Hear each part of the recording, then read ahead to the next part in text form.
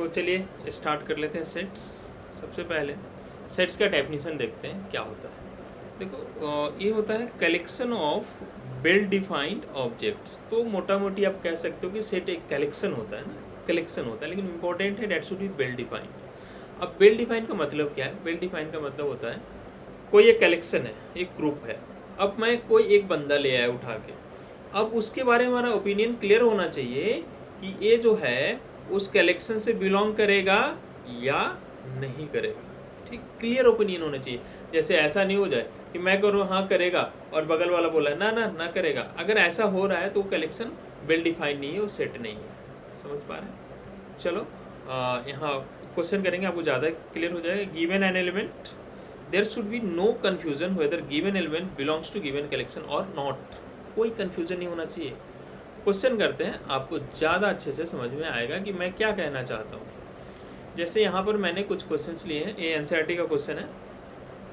सबसे पहले इसको देखो, बोले which of the following are sets, इनमें से कौन कौन सा सेट है। सबसे पहला, the collection of all months of a year beginning with letter J. ये कलेक्शन है, क्या बोले, सारे महीने एक साल का जो जे से स्टार्ट होता है। अब मैं कुछ भी बोलूँ तो जैसे मैं एक एलिमेंट बोला जनवरी, तो क्या इसमें क्लियर ओपिनियन है कि इस कलेक्शन से ये जनवरी बिलोंग करता है या नहीं करता? हाँ करता है, क्योंकि ये जे से स्टार्ट हो रहा है। क्लियर ओपिनियन है और सबका आंसर यही होगा। पर्सन टू पर्सन वैरी नहीं करेगा करेक्ट आंसर। ठीक है, फेब नहीं, इससे बिलोंग नहीं करता। मार्च नहीं करता, जून करता है, अगस्त नहीं करता है, कैट नहीं, इससे नहीं करता है, डॉग इससे नहीं करता है। कोई भी एलिमेंट बोले, अब क्लियर ओपिनियन है कि हाँ इससे बिलोंग करेगा या नहीं करेगा। अगर ऐसा कह पाते हैं तो ये कलेक्शन सेट है, और यहाँ पर ऐसा कह पा रहे हैं इसलिए कलेक्शन सेट है। चलो सेकंड देखते हैं, collection of 10 most talented writers of India. ये कलेक्शन मैंने क्या बोला, 10 most talented writers of India. अब मैं एक राइटर ले आया चेतन भगत, क्या ये जो चेतन भगत है इस कलेक्शन से बिलोंग करता है? पर्सन टू पर्सन वैरी करेगा। मुझे चेतन भगत बहुत पसंद है, हो सकता है आपको पसंद ना हो, उसके नोवेल्स आपको पसंद नहीं आते हो सकता है आपको प्रेमचंद पसंद हो, मुझे ना हो। तो यहाँ पर एक पर्टिकुलर एलिमेंट को देख के person to person opinion vary करेगा। This is not well defined, so this collection is not set.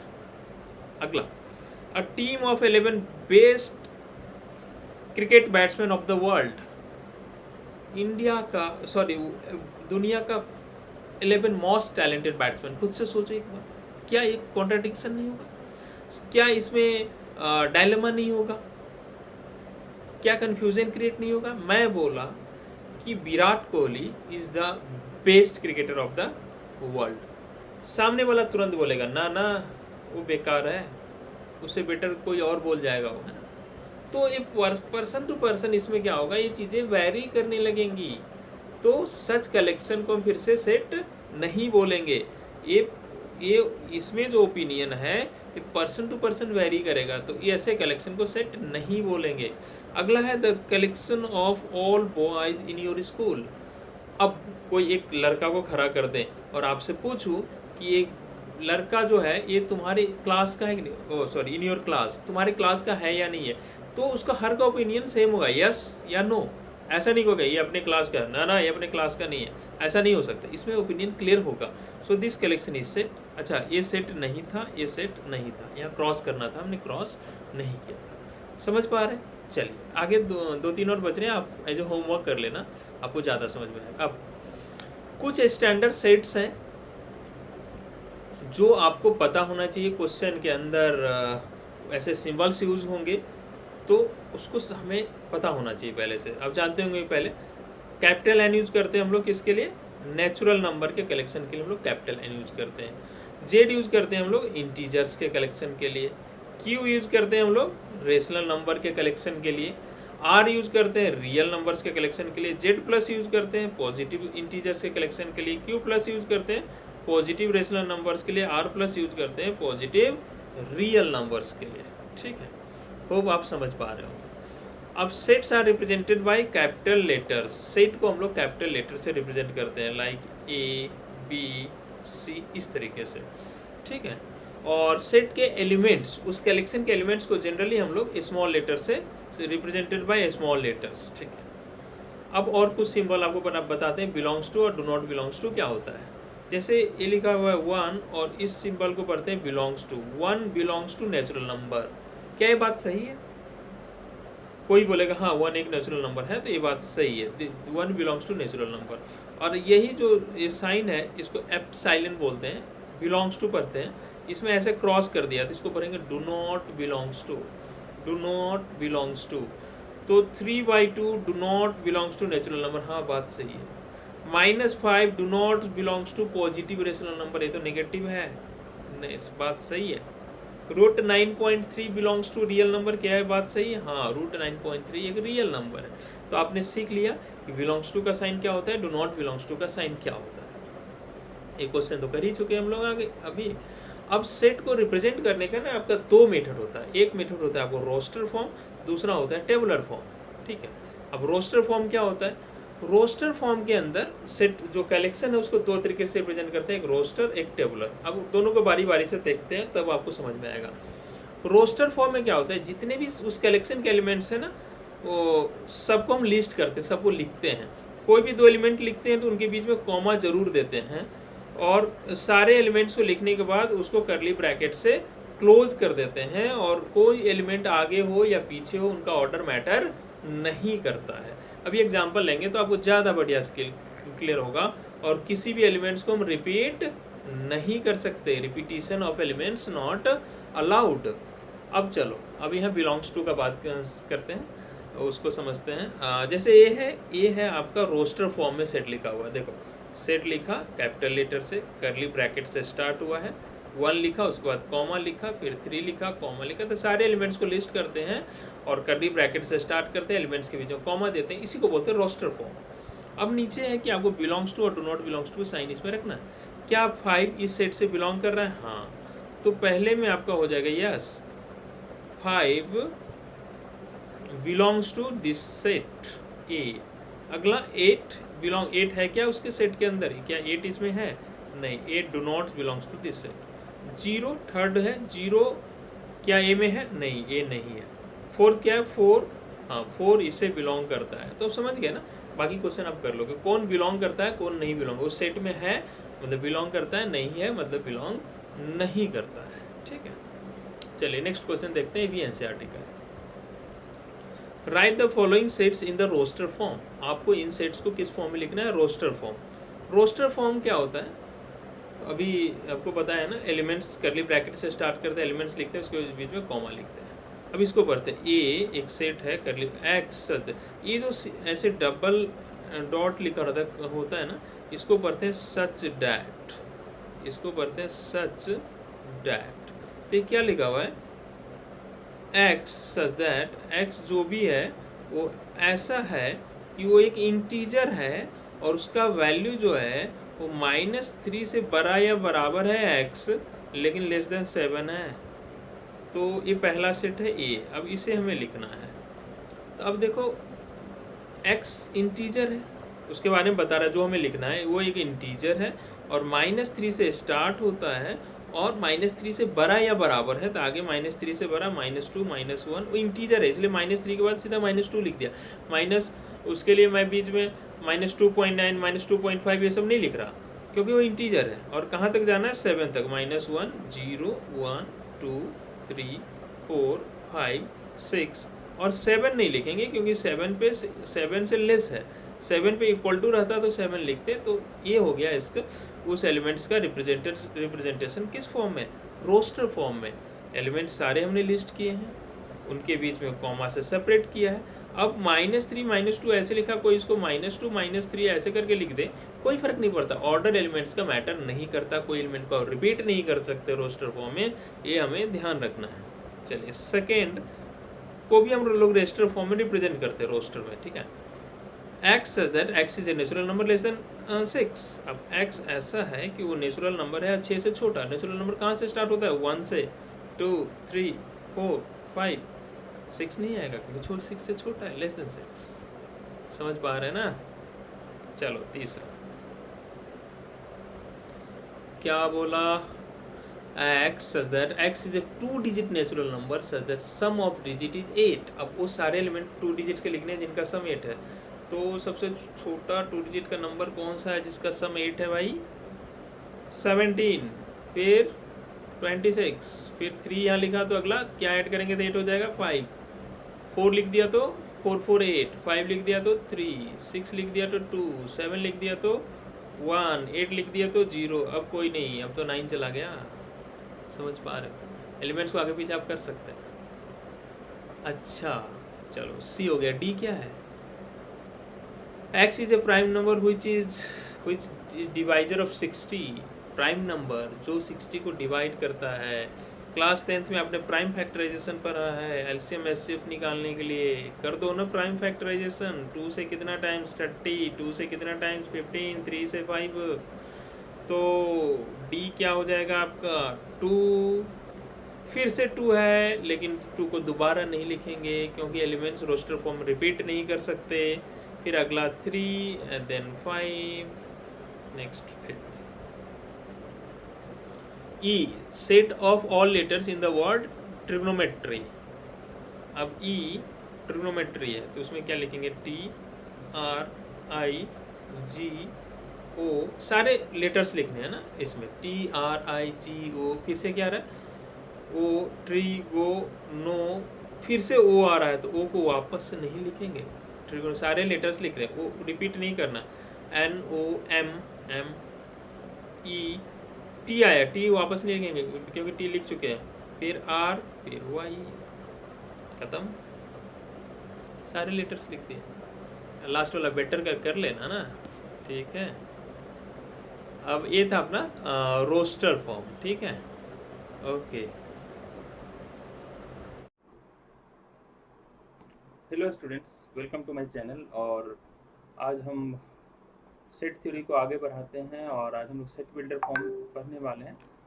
और इससे पहले हम लोग ऑलरेडी सेट का बेसिक डेफिनेशन वगैरह देख चुके हैं फर्स्ट पार्ट में, ठीक है।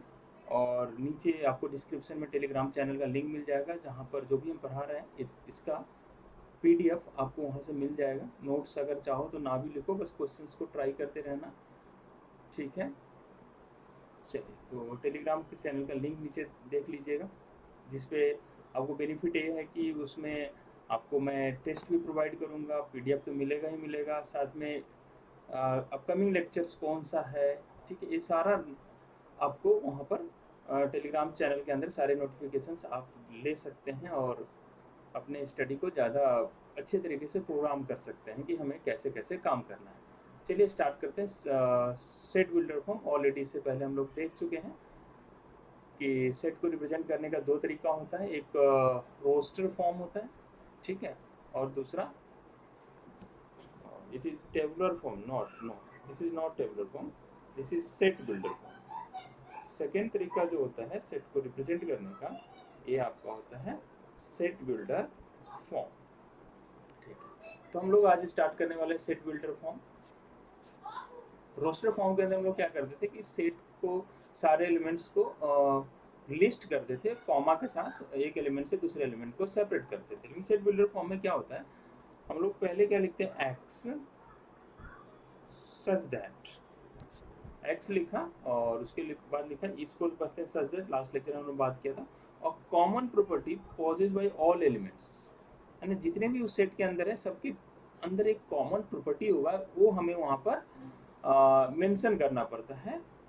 और वो प्रॉपर्टी ऐसे मेंशन करना पड़ता है कि उस प्रॉपर्टी को मेंशन कर दिया तो कोई भी एलिमेंट आउटसाइड द सेट उस प्रॉपर्टी को नहीं होल्ड करता हो। नहीं तो क्या होगा, हम प्रॉपर्टी लिख देंगे, जो उस एलिमेंट उस सेट के अंदर नहीं होगा वो भी उसमें कोई एंटर कर देगा, क्योंकि बोला ये प्रॉपर्टी ये भी ये पर्टिकुलर एलिमेंट भी होल्ड करता है तो वो भी उसमें लिख देगा। तो हमें ध्यान रखना है कि उस सेट से बाहर कोई भी एलिमेंट के बाहर वो प्रॉपर्टी नहीं हो, उसके लिए हम कंडीशन अप्लाई कर देंगे।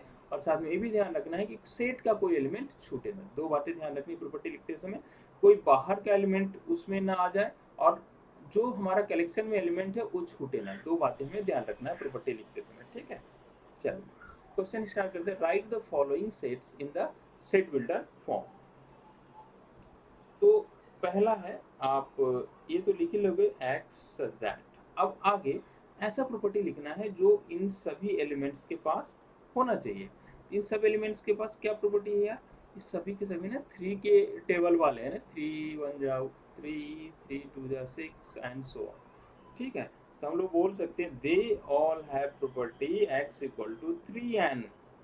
अब ध्यान ये रखो कि कोई एक्स्ट्रा एलिमेंट तो नहीं आ जाएगा भाई, तो 3 1 जा 3 3 2 जा 6 ऐसे आता जाएगा।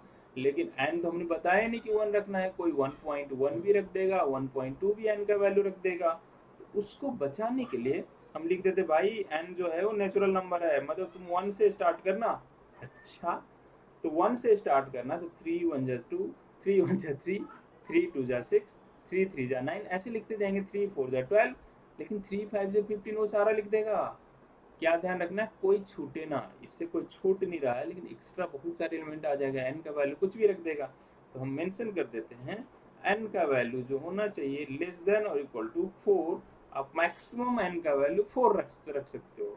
तो इस तरीके से हमने इसको रेस्ट्रिक्ट कर दिया, कंडीशन लिखा, सारे प्रॉपर्टी सारे एलिमेंट जो प्रॉपर्टी होल्ड करते हैं उसको लिखा, है ना, उस पर रिस्ट्रिक्शन लगाया कि कोई छूटे ना और कोई एक्स्ट्रा आना जाए। तो ऐसे ही हम किसी एलिमेंट को सेट बिल्डर फॉर्म में लिखते हैं। चलिए सेकंड क्वेश्चन देखते हैं, इसमें क्या एलिमेंट्स 2 4 8 6 16 32। तो जरा सोचो ये एलिमेंट्स कहाँ से आ रहे हैं। पहला एलिमेंट 2 का पावर 1 है, दूसरा 4 मतलब 2 का स्क्वायर है, तीसरा 2 का क्यूब है। समझ गए हम क्या प्रॉपर्टी है ना, x such that x equal to 2 का पावर n, कोई छूटे ना। n का वैल्यू कहाँ से शुरू होना चाहिए, 1 से, और नेचुरल नंबर ही होनी चाहिए, तो n belongs to natural number. अब एक्स्ट्रा ना आ जाए, n का वैल्यू मैक्सिमम क्या हो सकता है 32 के लिए 2 का पावर 5, तो n का वैल्यू लेस देन और इक्वल टू 5 होना चाहिए। होप आप अच्छे तरीके से बात को समझ पा रहे होगे। अगला है 5 15 125 625। चलो x such that, ये सब क्या है, ये सब 5 का पावर है ना, 5 का पावर है, तो 5 का पावर है, एंड नेचुरल नंबर 1 से शुरू है, और मैक्सिमम पावर कितना 4। ठीक है, चलो फोर्थ करते हैं, 2 4 6 सब के सब क्या है x such that x equal to 2 का टेबल है, और n जो है वो नेचुरल नंबर भी है, n आपका नेचुरल नंबर भी है, और नेचुरल नंबर में कहाँ तक जाएगा ये 1 2 3 4 सब रखते जाएंगे, और एक डॉट डॉट है मतलब इनफाइनाइट तक है।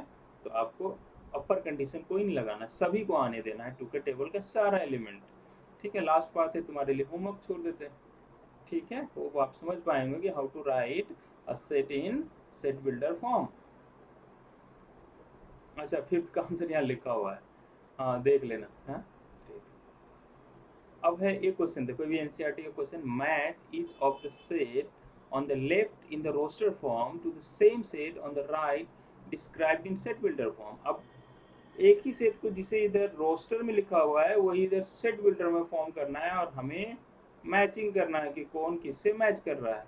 तो जरा देखते हैं, देखो ये तो क्लियर अपने को दिख रहा है कि क्या है। आरएचएस को डिकोड करते हैं, ए क्या है, x is a prime number, x prime number है, एंड डिवाइजर ऑफ 6। तो कौन कौन सा प्राइम नंबर है जो 6 को डिवाइड करता है, 2 करता है, 3 करता है, और 6 करता है, लेकिन 6 एक प्राइम नहीं है, तो ये लिखा हुआ है 2 3। बी क्या लिखा हुआ है, x such that x is an odd natural number less than 10। Odd natural number less than क्या है, 10 क्या है 1 3 5 7 9,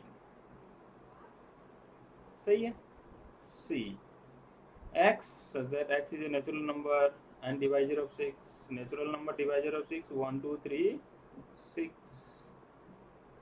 d क्या है, x is a letter of the word mathematics, तो m a t h e, फिर से m नहीं लिखेंगे, दोबारा एलिमेंट्स को रिपीट नहीं करते, a फिर से दोबारा नहीं लिखेंगे, t भी दोबारा नहीं लिखेंगे, i c s। तो अब देख लो कौन किससे मैच कर रहा है, 1 जो है 1 1 2 3 6 1 सी से मैच कर रहा है, सेकेंड 2 3 सेकेंड जो है ए से मैच कर रहा है, तीसरा मैथमेटिक्स डी से मैच कर रहा है, चौथा 1 3 5 7 9 बी से मैच कर रहा है, समझ पाए ना, इजी क्वेश्चन था। अब हम लोग कुछ टाइप्स ऑफ सेट के बारे में समझते हैं। ऑलरेडी हम लोग समझ चुके हैं कि सेट बिल्डर फॉर्म क्या होता है और उस पर कई सारे एग्जांपल्स भी हम लोगों ने कर लिए। अगला है एम्प्टी सेट क्या होता है। देखो सेट क्या है, कलेक्शन, लेकिन एम्प्टी सेट क्या होता है, जिसमें कुछ भी ना हो, कुछ भी ना हो भाई, empty set. A set which doesn't contain any element is called empty set. कुछ भी नहीं हो, खाली। बड़ा मुश्किल काम है खाली होना, है ना। कुछ ना कुछ तो रहता ही है लोगों के पास। तो इसको डिनोट करते हैं फाइव। एक करली ब्रैकेट स्टार्ट कीजिए, करली ब्रैकेट बंद कर दीजिए, अंदर में कुछ भी नहीं रहेगा, पूरा खाली। या इसको ग्रीक लेटर फाइव से भी डिनोट करते हैं, ठीक है। समझ गया ना, कुछ भी ना हो तो एम्प्टी सेट। अब जरा इसके एग्जांपल देखो। Which of the following are examples of null set. Set of odd natural numbers divisible by 2। Odd कोई ऐसा नेचुरल नंबर है जो ऑड नेचुरल नंबर है और जो 2 से डिवाइड भी हो जाए ना। कोई ऑड नंबर 2 से डिवाइड हो ही नहीं सकता, तो this is an example of empty set. Set of even prime number, कोई ऐसा इवन नंबर है जो प्राइम भी है, हाँ 2 है ना, 2 एक ऐसा नंबर है जो प्राइम भी है, so this is not an empty set. X, तीसरा X, such that X is a natural number. X एक नेचुरल नंबर है, एक्स एक नेचुरल नंबर है जो 5 से छोटा है। 5 से छोटा मतलब इधर की तरफ नंबर लाइन पे 5 से छोटा इधर और 7 से बड़ा हो, दोनों होना चाहिए। एक ऐसा नंबर जो 5 से छोटा हो, 5 से छोटा मतलब 4 3 2 1, और साथ में साथ वो 7 से बड़ा ही होना चाहिए। अरे यार कोई जो 5 से छोटा है वो 7 से बड़ा कैसे हो सकता है। So this is again an example of empty set. अगला है y is a point common to any two parallel line. अब बताओ कोई भी दो पैरेलल लाइन अगर तुम ले लोगे, कोई भी दो पैरेलल लाइन ले लोगे तो उसमें कुछ पॉइंट कॉमन मिलेगा क्या। पैरेलल लाइन किसको बोलते हैं, व्हिच नेवर इंटरसेक्ट। तो कहाँ से होगा common point, no common point is possible. So again this set is empty set. Empty set अच्छे से समझ गया ना क्या होता है, कुछ भी नहीं हो उसके अंदर। नेक्स्ट जो मेरा कैटेगराइजेशन है वो है फाइनाइट एंड इनफाइनाइट सेट्स। अब फाइनाइट सेट क्या होता है, फाइनाइट सेट ऐसे सेट होते हैं जिसमें नंबर ऑफ एलिमेंट फिक्स होता है।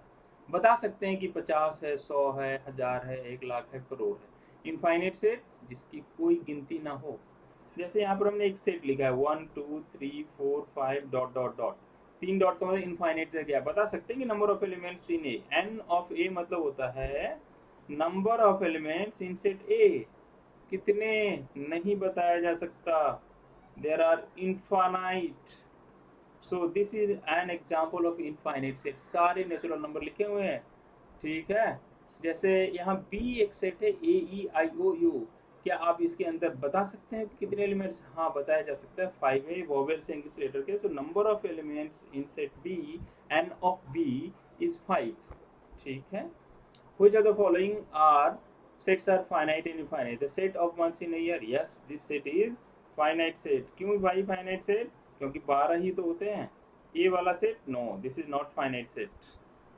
आप कट क्यों लगाए भाई, this is an infinite set. Infinite set, A 1 से लेके 100 तक सारे number, yes this is an example of finite set. Set of positive integers greater than 100, 100 से ज्यादा, 100 से greater positive integers, again an example of infinite set. The set of prime numbers less than 99, prime number 2 से start होता है और 99 से छोटा, सो this is an example of finite set. Hope आप फाइनाइट और इनफाइनाइट सेट को अच्छे से समझ पाए होंगे, ठीक है।